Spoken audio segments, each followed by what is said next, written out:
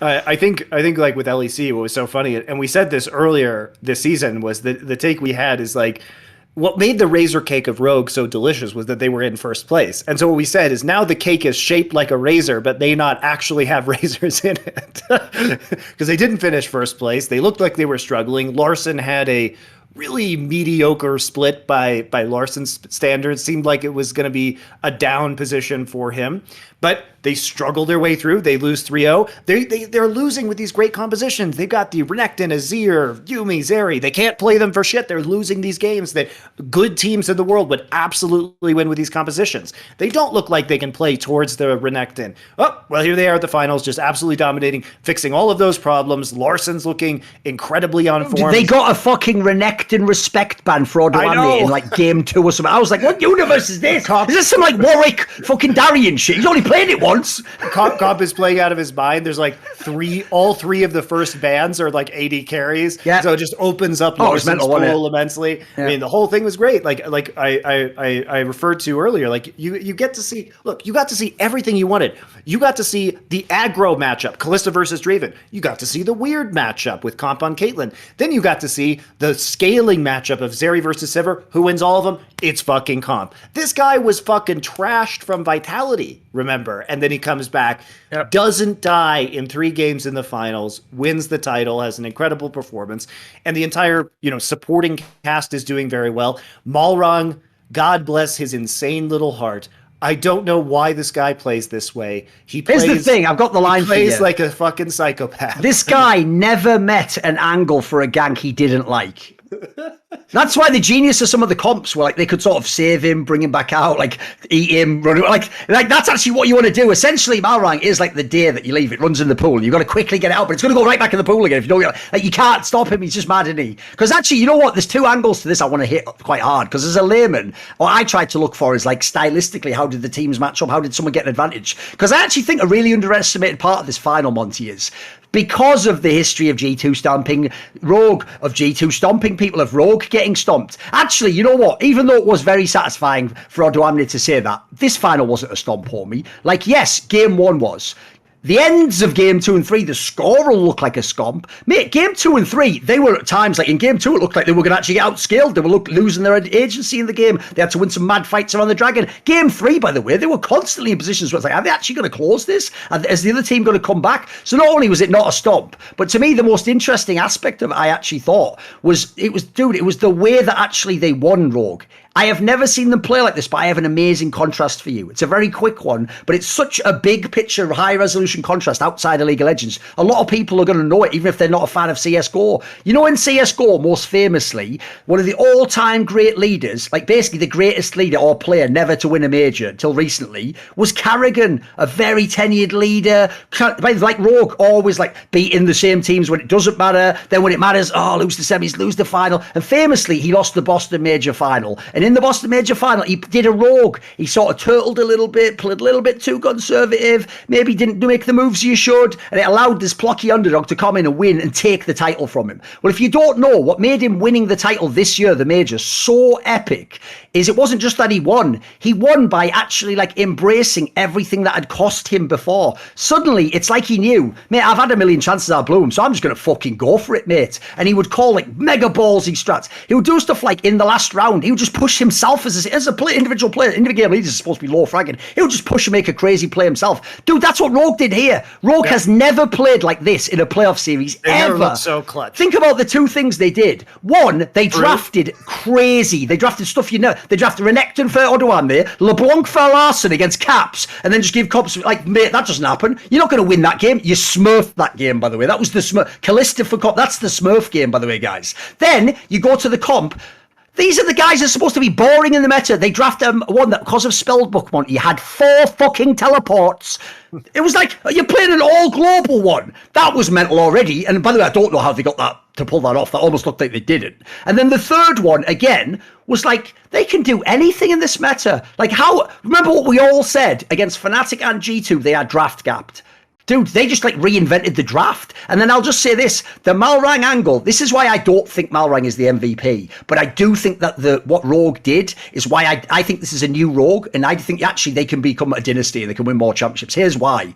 Because when Malrang went in like a psycho, I think I've seen this guy play the whole time. He does that all the time. He always goes for those angles, but in the past, he does it, he flummoxes it, someone doesn't quite come in properly, or one person comes in, he dies, they get out, you're like, no, he bloody hinted it. So that's why, in my opinion, he can't be the MVP, because he would have gone for these players anyway. I've always said that about him. Well, but here's the thing, the follow-up was fucking insane in this fight. You see why I did the Carrigan analogy? The follow-up, dude, was like, they would even re-engage fights they were losing, because they were just like, fuck it, we're fighting. That's not Rogue. Dude, that's like G2. They did a G2 to G2. It was amazing. I could not believe the follow-up they gave Malrang, because they just used everything. Save him, get him alive. Oh, well, it was incredible. It was incredible. I mean, they gave him the space to make the play, and it's the synergy with Trimby as well. For sure. I think you really look at that game 3, and people are going to be raving about Malrang's Jarvan because it was amazing, and legitimately so, but the team fight you're talking about in the mid lane was when he engaged and Caps Zonya'd on the Ahri, and then he was able to ult and then get a second Q. So he QEs, the flag is in the ground, right? He waits out he ults, waits out the Zonyas, and then Qs 3 members onto the same flag, and then the wild growth knock up as well. So it was the way the team supported him, and that was great. But it's not just that, guys. Like, those flashy plays are wonderful to see. You see the synergy in terms of their team fighting. But you also, here's a different example of where you can see his synergy with Trimby. This was honestly one of the most insane ganks I've ever seen. Not because it was mechanically super I think I know good, the one to talk about here. Go on. but because it was so fucking stupid that, like, is this the one where he went back in with like 20 health or something? No. That like bro. Okay, all right. okay. So what happened was, so they get Herald, and you guys can watch this. So if you maybe during the break, guys, when I get home, I'll make another psychopathing. If you guys like the pathing video I did for Peanut, I could do one on this as well. So you just let me know in the comments or whatever, and if there's enough demand, I might make it. So what he does is he like gets Herald, and then he goes and he drops it in the bot lane, right? And so what he's pulling people to the bottom side of the map, and you think, oh, well, maybe they're going to go get Dragon. So they don't get Dragon. It's the first Dragon of the game. And he like goes back and he starts doing his red, and the his bot lane recalls, and they're resetting. So they're taking the Dragon while he's doing this. So they're giving up this Dragon, and he just walks in for a lane gank. Okay. Like, knowing that Flacket on Zeri was going to be there, and he sits in the second brush, and he just, twiddling his thumbs. It's like, okay, well, they're doing Dragon. I'm just going to wait. And then the Lulu, Trimby, comes back into lane. And because he has lethal tempo, and he basically just ambushes this fucking Zeri and just starts stacking lethal tempo and just beating the shit out of her with his stick. And Trimby comes and like wild growths him and helps him get this kill. But it is so insane. Like, there's no reason that G2 would ever believe that he is in that brush, because why the fuck wouldn't they be contesting the Dragon? Like, why is he, this is a recall timing. Like, why the fuck is he here right now? And he just makes these plays. And I'm like, he's like thinking 2 steps ahead. I'm like, I've never seen a gank like this before. What the fuck is going on? Why is he here? How does he know he can do this? The fucking lethal tempo chem tank Jarvan, and like, he knows the limits of this. Like, I was really impressed by all of that. Yeah, it's cool. It's cool. The problem is that as much as like those key storylines came out, I thought some of them did go a bit under the wire. Like, I'll give you an example. If you look at the 2 games I said where G2 had the chances, in those 2 games, actually, Caps was playing pretty well. Like, the Lissandra, she did get some pretty good moves off. Like, in those 2 games, he was playing well. But here's the thing. It's only like he was playing well. People don't want to give Larssen the credit, mate. He can't get it. He can literally outlane, outfight, even use champions, win both sides. It doesn't matter, mate. He's not allowed to ever win. People go, yeah, but Caps was still the best on G2. So that's irrelevant. You're telling me he's the GOAT, and remember, he's in his prime, dude. You remember earlier in the split, the reason why some people says he has to be the MVP is because he's the best player in the whole LEC. Well, if I go against the best player in the whole LEC at my position, and I outplay him over 3 games, how the fuck do I not get credit? Because the most whack thing, and the Rogue players said this, and I agree with them.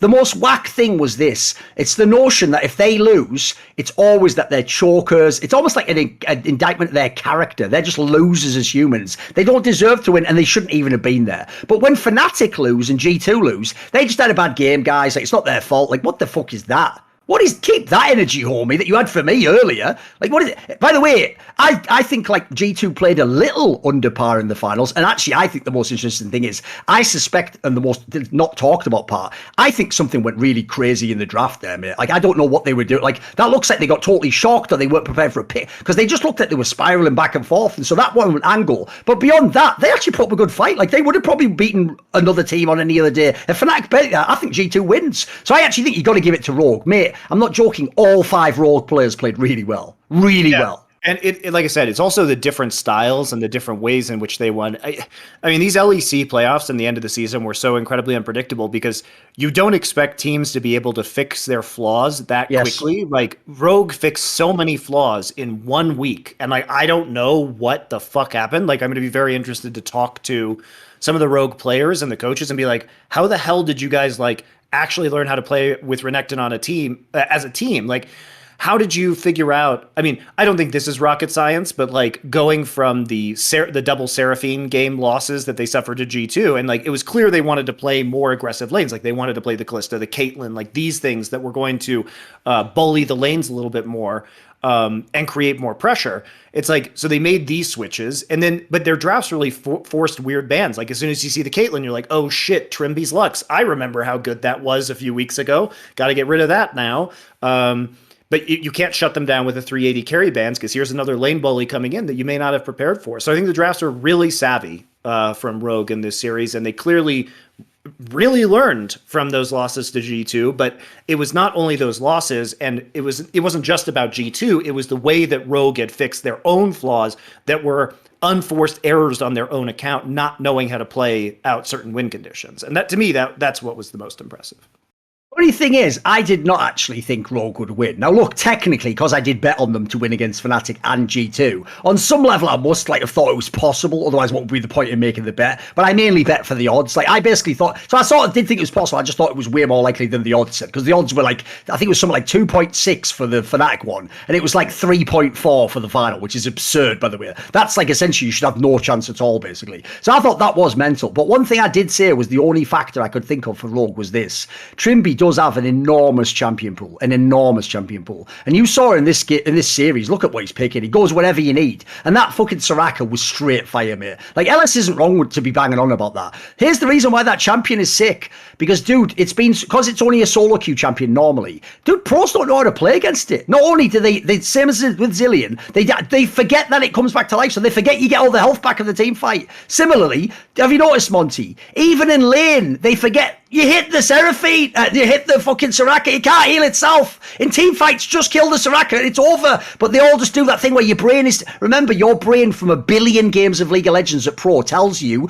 go on to the mid or the ADC if they're there, put everything on the mid or the ADC. So you're just letting the Soraka walk from the back, healing everyone up all the time. And the worst thing about that is, it's like having an entire team of fucking silences. You're thinking you're doing loads of damage, and then their health bars are just like, push it all the way back, and you're like, what is this shit? Like, that's why if you get the right draft off, that is a mega powerful champion. I mean, especially if the other team is just going to play front to back team fights versus you, it's really difficult to stop. And she does have, if you try and dive onto her, she has the silence field, so she can actually just shut down divers. Silence is OP. It's not in the game very often, is it? So what you have to do is you have to actually like hit her from multiple angles with multiple divers. So if you're not setting up your flanks effectively, it's just another one of those champions like Seraphine that can be really, really, really strong. And you're not going to really be able to punish her in the laning phase if you're playing other enchanters versus her. And, we've seen it pop up here and there as like a Vi counter, but it turns out it's just like good against a bunch of the other champions that might be diving you in the back line as well. So you really do have to come from multiple angles and pick her off first, as you're saying, or have, a lot of anti-heals. So it's really, really strong. Like, I think it's really strong. You can also do things like, shut down big engage ultimates. From a distance, because like you can put her silence field down. Like Ornn's ult is extremely telegraphed. You can silence that. Poppy's ult is extremely telegraphed. You can notice these are the champs dominating the games before you have the Soraka. Yeah. So I think it is good. I think it is good right now. What was the one angle? Oh yeah, there was also one other thing you have to remember, which is this event was in Sweden. And I'll tell you what, I was so thrilled to see an LEC legend from Sweden celebrated in his home country. And even Reckless was there to watch it. Shout out Larssen, true champion. I did appreciate that they got Reckless there on the desk. I thought that was a nice touch for the home crowd. Also was quite good at doing the analysis. He's also clearly a massive fan of those games where you don't just pick like 4 characters. You can spend all the time customizing the character, every single element of the look. You can add things. You can, because he's the guy who spends like the first hour on like the new MMO just making the character, and then he's like, oh, I've got to go to bed now. Fucking hell! He's going wild on that. By his new haircut. I hadn't seen him in a while. Also, by the way, even though they did hit it at the end because he's Greek, obviously, if you are like a person who knows the old school Forgiven versus Reckless, it is wild that Reckless was in Sweden. He's not even in the LEC, and he watches a Greek AD carry carrying on Caitlyn and then doing fucking pentakills and shit in the finals, win the finals. Like, that's why someone did that great meme where it was like, it was Forgiven, and it was like he walked and then it had comp so he could run. It was like, dude, it was fire. That was actually a banger. That was a banger, mate. That is good. That is good. Yeah, I think it was a really surprising final, especially for it to be 3-0, but Rogue dominated it. I was super happy to see Odoamne won. I liked how they referenced on the cast, like, Odoamne is like the player who's played the most games at LEC without winning a title. Like, he's just such a good dude too, that it was very heartwarming to finally see that dream realized. And for me, that was the best part. That was very satisfying for me personally, because you could really see how much it meant to him. And you also got to see the real Odoamne, because here's what you guys don't know. Yes, when it's on shores, he'll be a bit spicy and he'll make jokes because he knows you need that. But if you ever look, Odoamne is the guy in interviews, especially in playoffs, who is just the most like professional. I'm being serious, as in he'll just say like, oh, he will always say the team that beat him is better and that they were fundamentally better. They deserved to win. Like, maybe we didn't deserve, we did problems. But that's because he's a pro. Because think about it, even in his role, he's the ultimate pro. He's the weak side guy, even though, spoiler, he can definitely play carry champions. Like, so this is the guy, right, where when he wins finally, Monte, well, now he's won. Now all of a sudden he can get the shackles off. So all he does is immediately just scream like, we got our fucking stomp. So it's like, I love that shit. I love that. That was like some Kevin Garnett, like, nothing's impossible. That was the shit. I loved it. The only problem with that interview, I'll just give him a quick tip for the production. You lingered on it too long. You got all the great lines out of him in the first few minutes, and then you just kept interviewing him on the... And you've just won. It's like, you just said all that like 4 times, mate. Like, at the end, he was almost just going like, I don't know what more I could say, really. Like, we've won, and yeah, we beat GT. Like, yeah, I've won. They lingered on it. I think they were hoping like the moment would be more epic. By the way, though, spoiler, this is where the production... Whoever the producer is, he killed the end of this show. Because do you remember, they were obviously going to have, was it Law who was interviewing, or Shocks? One of the two was clearly going to throw Monte to end the show. But if you remember, Comp just shouted out like, shoo, or whatever, and then they just made that go to like I'm pretty sure this is the ending. That just quickly went to like the fucking... Whatever, you get the point. It went to the camera shot and it ended the show. Like, basically on that one, you don't redo it and go, right, now end the show. It's like, he ended the show, mate.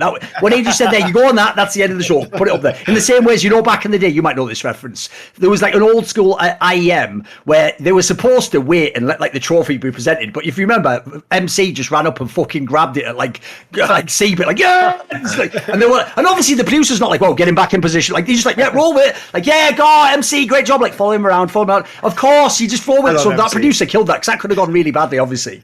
I love MC, what a showman. Yeah, so... it was the Polska Gorom from Trimby, that's what people are saying. They're right, that was it. Sorry, I got it the wrong way around. Fair enough, okay. Yeah. And then as for G2, I mean, I think you see, talking about Flacket and Targamas, I think, look, guys, we're going to be real. I don't know if Flacket's going to be on G2 next year, if this is the guy that they really want on this roster. Oh, he knows something. No, here's the problem, Monte. He's the greatest guy ever. They all love him. They're probably a family too. And here's the problem, Monte. This is semi-real, but it's mainly a fan narrative. They all believe that shit where, yes, listen, obviously one thing that turned this team around, by the way, it's not just that like they all have fun. That helps. But I also think it's the fact that like they got the weak side player. The problem is Reckless is a weak side player, but he also sort of has his own ideas about how much, or, you know, that I think there's a bit complicated, the negotiation there, in my opinion, if you look at his career. So the difference is fans are all going to say, what are you talking about? How could you replace Flacket? But here's the thing. This is where we're going to test in this offseason if Carlos is who I thought he was and who he's told me he is. Because he's told me He is Bill Belichick. He will fire you a year early instead of a year late. So I'm sorry, Monty. I have to say, when they didn't win that final there, I am thinking about, listen, there's a Neon, there's a fucking opposite. There's a lot of players I could go to here, you know. Here's a list of 80 carries within the LEC that are better than Flackhead. Upset, Unforgiven, Comp, Neon. Who else? Who else we got? That's a lot of names already. Kobe, arguably. Kobe, arguably. Maybe. I mean, maybe. But the other thing is, like, we don't actually. I think it's interesting to know how good Flackhead is, because you're not going to swing and hit on every single player. Patrick, of course. Oh, Patrick, yeah, for sure.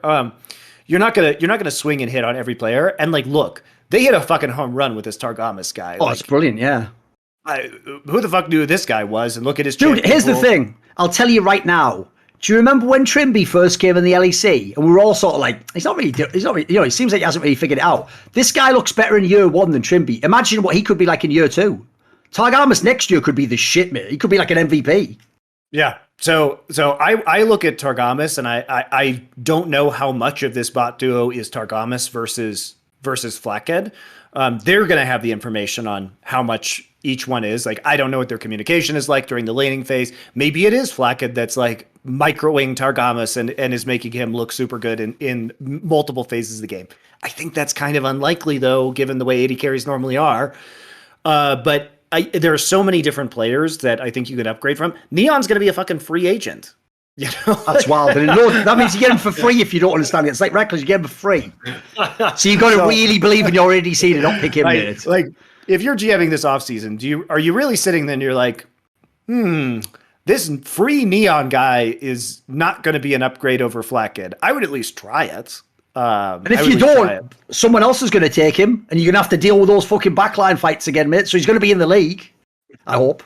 Yeah, and I think like the problem with G2 is that when we've seen what happens when Caps is popping off, they can beat anybody in the world. We saw that at MSI, but you cannot live or die by Caps's pop-offs, because that's not a consistent way to win games. Like, sure, he did great this playoffs for the most part, but you need somebody else to be able to pick up the slack. And it was Broken Blade for a lot of this year. I don't think Broken Blade had the most amazing playoffs, but I do think that Broken Blade had moments of big time carries this year. Jankos also has been very solid throughout most of the year. People will be like, oh, he was kind of bad at the beginning of summer. Well, they were all kind of bad in the beginning of summer, or like middle of summer, I guess I should say. So you need something else. And the question is, it seems harsh because they won Spring Split and then they got to the finals of summer, but the expectations that Carlos has of G2 are winning everything all the time, and you have to pick which player is the best upgrade. And I think that there are so many players that you could upgrade this roster within LEC. It's not really true of top lane. Like, I don't think there's a large pool of players that are going to be big upgrades over Broken Blade, but I think there's like half the league is probably better than Flackhead is. Oh, by the way, I alluded to it earlier, and no one else is doing this, Monty, because since they all didn't expect Rogue could win, they're still processing that Rogue won. And part of them, if they're haters and are like, G2 and Fnatic just played worse, they're obviously going to imply it was a fluke, right? I'll just say this. That would be the most absurd fluke of all time, with how dominant they were and how every player played great, how they flexed the draft. That ain't a fluke. Like, it just doesn't seem like it could be because of how dominant they were, right? So as a result, all I've got to say is this.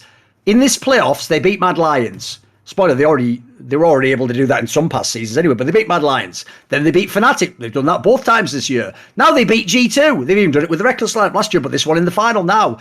There is no final boss left. There is no mental block left. There is no playing conservative. There is no Larssen who plays barring major. He plays LeBlanc and shits on your face. I didn't even know he could play LeBlanc like that. He wasn't like that in the regular season. This guy was doing all the moves in and out, get all the fucking chains. Oh, it was mental. Like, what this showed me is this. These guys look unleashed, mate. So I actually think, for real, if they keep this exact same lineup, and I definitely would if I was the Rogue, they could be in all the next finals, mate. This could be a dynasty itself. I have a question for you. Do you get the same vibe from this roster that you got from Astralis when they were like mentally? It's actually the analogy I've used. Yes. Okay. Because this is why, if people don't know, everyone was like, "You're an idiot. Why you keep believing in them? They only win regular season games because they don't matter." You idiot! If you think those games don't matter, those games matter incredibly. As you saw, they can qualify you to Worlds, motherfucker. They get you the choice in the draft, in the bracket as to who you play. They let you do stuff like obviously being like considered the best team. People have to ban stuff against you. So here's the problem I have, Monty. The reason I knew Astralis would break through eventually is because any time it wasn't the pressure game, they were fucking amazing. They really were. So here's the logic.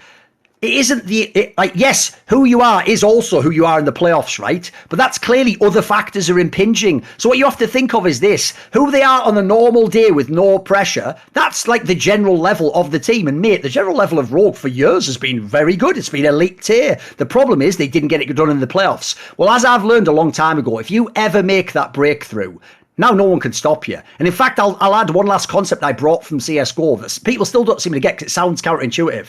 The reason why, you remember when Doublelift was a million titles behind Bjergsen? Well, do you know how he overtook Bjergsen? Because when he wasn't in TSM anymore, if Doublelift wins, he catches up, but Bjergsen can't catch up. It's binary. Only one person can win. So every time, because that's why, by the way, you don't really judge resumes only off wins. You look at second places and thirds and you add it all together and you look at, but if you're only going on wins and titles, that's how you can quickly catch up. So here's the premise, guys. What if next year Rogue had a great job, and they won the next 2 titles? Spoiler, they'd have more than Mad Lions by then. They'd be getting up towards the Fanatics and you see what I mean? All of a sudden, this org already has been doing an amazing job. They've done a great job regular seasons. All they needed was actually a proper breakthrough. They sort of had it in the upper bracket in the spring. This time they've completely had it in the final. Like, look, yes, sometimes that can be a one-off, but I think that's progression, mate. I've seen them every playoffs get better. One thing I think's awesome about Larssen, I made this point before. This is why it's insane he played this LeBlanc. You know the most underrated thing about Larssen? I know this motherfucker must work on his game, and I know, like he said in my interview, that he hates losing. Because here's what he always does. Someone shits on him with a champion he ain't good on. He comes back weeks later, next playoff round, next split, and he's mastered it. So you remember, he got knocked out in that winners match in the first split where they were first by Nemesis on Lucian. Do you associate Lucian with Nemesis? You associate with fucking Larssen. It's like his pocket pick now. Then how about later on, the Ari shit on his face in spring, right? He's a pretty good Ari now, actually. You've seen some of his regular season gives. And then now he has a LeBlanc in the finals. Motherfucker, that whole like he did barring contract, that's dead. That's dead with the Rogue thing. Let it go, because this could be the moment they break through. And if people don't know, it wasn't just Astralis in CSGO. The prime player was Device, and he was the same player that Larssen is. He's boring, too conservative, plays by the numbers, and can't get it done in the big game. Well, spoiler, they now talk about Device. He has the GOAT resume. They don't say he's the GOAT because the eye test says it's simple. He has the GOAT resume. He's won the most majors. He had the most MVPs at one point in time. Everything. So in that scenario, it's like, that's even why, by the way, I even told Device that back in the day. I said, when you're that type of player they think are boring, you could only win by lifting the trophy. The other guy can win by having a good game and looking flashy and losing, because everyone goes, he's better than you. So that, I feel like Rogue's on the mission now, mate. I don't think this is a one-off personally. It's not even that. It's also that, you know, Larssen has the supporting cast to basically make him shine, right? In a world where they had Inspired, the game was dictated by Inspired's pathing and farming, right? In the Malrang universe, Malrang will actually sacrifice himself immensely in order to get successful ganks off to feed people. Like, he will wait forever. He will sit in a lane gank forever. He will gank for you at level 2, walk all the way across the map and lose 30 seconds to do that. And I mean, we've had Odoamne say on the show that Malrang is incredibly selfless at helping him out. And then you have the weak side king Odoamne. So do you know that story about Dom, by the way? What? Oh, yeah. About Odoamne and Dom and the joke is, right, what happens on all of our shows, Crackdown, Best Out, it goes like this. I big up Rogue, and essentially Dom is Yanko in CSGO. Yanko never believed in Astralis. He goes like, they won't win, they're not the clutch team, it's the big boy, it's FaZe, it's SK, they'll win, like Risky, Fnatic and G2. The big boys and the champions that win, they'll always win. So whenever we do this, right, Dom was the one who noticed Malrang, one of the reasons he's worse than Sommer is he buys too many pink wards. He spends like 2,800 gold in one game instead of getting an item. Yeah. And so because he had, this is real, on Dom's core stream, he had Odoamne on and they pointed it out to Odoamne. And Odoamne, for real, told Malrang. So the joke is, Dom accidentally fixed Rogue. He actually I don't know, he made all the razors blunt or something. It's meant to just look like cake decoration at that point. Dude, he did it. He actually took the edge off. Well, I mean, but that's who Malrang is, right? As a player, like he would spend 1,800 gold in one game on pink boards because he's trying to play like supportive for his lanes. Yes. Like that's what he thinks his job is. The point of it is like that is a hilarious story. But the point of it is like Larssen has all of the tools to be a mega carry and to be propped up by all of these circumstances. And so if this is the time where he comes into his own, he'll be very scary because not only is he individually good, but his team is making him better. And all I'm going to say is this. It was the G2 dynasty, humanoid, obviously. Maybe he's like with Fnatic and Mad Lions. You had all these other great teams there and they were ruling the league. It was always going to be them swapping it. But then along came this boring mage player in the mid lane that everyone said wasn't that good. And, who cares about this guy? And then somehow he broke the dynasty. I told you he is the heir to Froggen.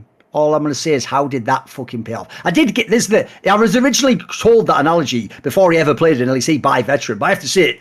I've kept it going since because, mate, I think it's legit. Look, the problem is Froggen did all, because he played before LCS, he got through a lot of this stuff in his early career. Obviously, he was the off-season, the open circuit and all that. But, like, now that he is actually not a joker, I actually think they have similarities as players, mate. Because the thing is, it's not that they're not ballsy. They're just the calculated guy. They're the guy who just wants to do the maximum DPS in a fight. They're not the guys going, like, I'll go for the all-in, like, play, like the Caps Silas play, The funny mental image of all of this is like it's like Froggen Pokemon evolved into Larssen.